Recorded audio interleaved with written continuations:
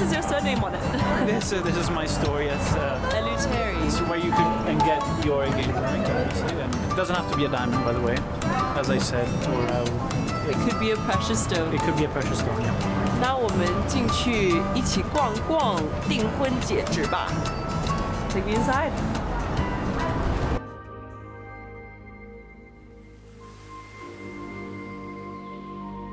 Well, I'm here because a lot of, I think, struggles that girls go with is that they find it tough to communicate with their boyfriends for how to get the ring that they want. And so many of my girlfriends end up getting an engagement ring and they're unhappy with it. And they tell me, oh, you know, he doesn't know me at all. How could he choose this color? Oh, this is the wrong cut. I wanted oval and he gave me princess. What is the right way to communicate with our boyfriends on the right ring to get us? First of all, it might be easier to have, some people have the women choose, you know, and then the boyfriend pays. Pays or goes and pick, or at least she filters the decision, right? Mainly there are the four C's in diamonds. Clarity, color, and cut. And then what about the way you communicate with your boyfriend? I mean, you must have seen so many couples here where the girl's trying to choose and, you know, there's all these dynamics going on. Right. What are the dynamics you see most and how is it important to communicate?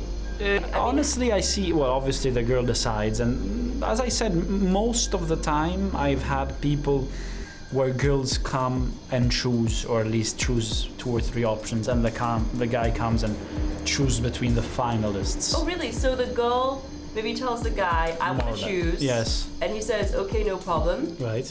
And then she maybe gives the budget. Okay, so he gives the budget. Right. 预算最重要. Okay, the budget always the most important. Right. What is the low, mid, high budget? Low, mid, high budget. Low could be somewhere below 15,000. Below 15,000, 15000美元以下算低，买得起。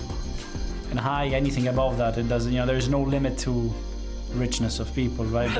What are their feelings when they're trying to buy a ring for their girlfriend? What is a guy's feeling? Does he go, you know, start doing a huge amount of research? Is he worried? They do research. They go online. They see there's, you know, the so-called rapport to value diamonds. It's an index, actually. So what are some of the rings that we can try on here? For example, there's this one is a diamond ring, but also, you know, the mounting is not so classic. It's an antique piece. It's around 2 carats, the diamonds. And this is high. I mean, you could like hit someone with this. 如果想保护自己，可以用这个来打架. And this is how much? This one is 15. 15,000. What are some of your most expensive pieces? This one here, for example, is... How many carats is this? 5 carats. And it's also so-called Type 2A diamonds, which is a particular diamond in terms of the chemical composition. It's rarer than a usual diamond. So 5卡拉，然后特别2A 的颜色比较少见. So how much is this? 180, this one. 18万美元，哇，超过就130多万，18万美元，130多万人民币，买得起吗？我买不起。And then what is the difference between this engagement ring and wedding ring? Because in China, you know, it's, I mean, in the West there's both. In China, this is still a new concept. Well, I think the engagement ring, it's actually something that it's a new concept, as we said, probably invented by the Beers. You know, it's a concept of the 20th century. Before, engagement didn't really exist in terms of the engagement ring didn't exist. It would be maybe a dote. How would you say it in English? It would be let's say aristocratic families in Europe. I donate to your family this castle in exchange for my son marrying your daughter, right? It wouldn't have to be a ring. So I associate the power of the engagement ring today in the modern world with the power of marketing, actually. Starting with the Beers and then leading the way to all the other brands that sell and jewelers that sell engagement rings. The wedding ring, it's something, you know, usually that has to do with loyalty, religion, marriage itself, right? So it's 2 separate things. One is more of a materialistic, marketing-born phenomenon, and the other one is a traditional. What about wedding rings?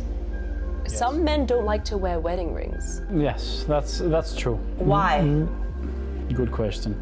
Would you wear a wedding ring? I would wear it all the time. Oh, okay, great. But then what is going through a man's head when he doesn't want to wear a wedding ring? Maybe the midlife crisis of wanting to feel young, and wanting at least to be appreciated in some sort. Flirt a little bit, with no, second bad intentions. Or it's just, it could be a matter of comfort, a matter of look. I've never worn rings in my life, actually, so I said I would wear it, but I don't know, I've never felt it, to be honest. So it wouldn't be because he wants to appear single? It could be, obviously, but it doesn't necessarily have to be that. What tips do you have for girls who want to persuade their men to buy them the jewelry that they want? Just being very devoted, caring, and sweet girls. In general? In general, yeah, in life, yes. 所以甜蜜的女生才最会得到另一半的宠爱。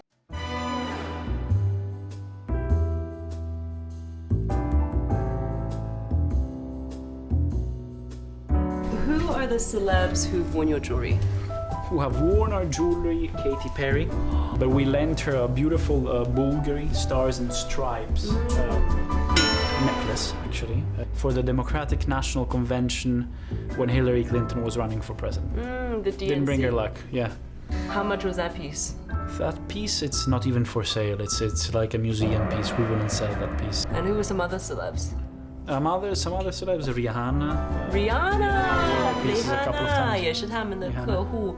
She likes big rings, big earrings. She likes the bling. Honestly, to be frank, we're not big celebrity loaners or suck-upper. We don't suck up that much. We prefer our real clients and our real friends. People who actually are interested in buying jewelry, people who value jewelry rather than, lending pieces around for little reason or return. To be very So I have a friend. He married this girl. Bought I think it was like a 3-carat something diamond ring. She then went to she went around, asked a few jewelers what they thought the price would be. Right. She said, she found out how much she paid for it. She told them. I think, jewelers always will tell them, oh, you overpaid. Yeah, it's always like that. Right, in the industry, because oh yeah, if you bought from us, okay, you overpaid, right? And then she went to humpback down that jeweler and asked for, cash in between. So like a difference. A difference. For herself or for her husband? For herself. Her husband didn't even know. And I mean, it's a small world, right? So obviously this got back around and we were all just shocked, but we also can't tell our friend because he's married to her now. They would come here or in Italy. They would ask us, can you do me a favor, Wagner or Carlo, that's my father's name. Could you put this bracelet inside one of your boxes and wrap it up so that they pretend it's a gift from Eleuteri, right? But what happens, the problem is sometimes these gifts don't go, it's for just the girlfriend of the moment, right? Their girlfriend, their fling for the summer to impress them with a little gift. Then these girls, often it's young girls, in the fashion world, they come back with the case, it says Eleuteri, and they say, would you mind buying it back or exchanging it for something else? Can I have a return? And we have to tell them, listen, we can't. And then we don't know what to say, because on one side you don't want to buy back something, it's not yours, and most of the time it's not even your quality, right? But on the other hand, if you told them this is not ours, the man loses credit in her face. So you need to be, no, we don't do returns, we don't do, you need to figure it out somehow, colloquially. Being a jeweler, you almost need to be a lawyer. You kind of there's a so-called professional silence. Sometimes if you have a client and he buys jewelry, you don't really question who the jewelry is for, first of all, or if the wife comes back a few weeks later, it's always customary to teach your employees, if you're a jeweler, not to ask the wife, oh, so did you enjoy that present that surprise that you're Why? Because unless he says this is for my wife, you should mind your own business. Because it could be for his other wife? Let's say it was for his other wife or for his daughter. You know, let's not be let's not have malice. Let's say it was for his daughter. He didn't want the wife to know about it, right? Because he's spoiling his daughter, or maybe it's a stepdaughter. Who knows? Or the mother is not the mother; she's a stepmother. So. You're very naive. Or I'm very protective of men, exactly. Don't forget to like, comment, and subscribe. I'll be posting a new video each week with tips and tricks that I think will help all of us lead a better life.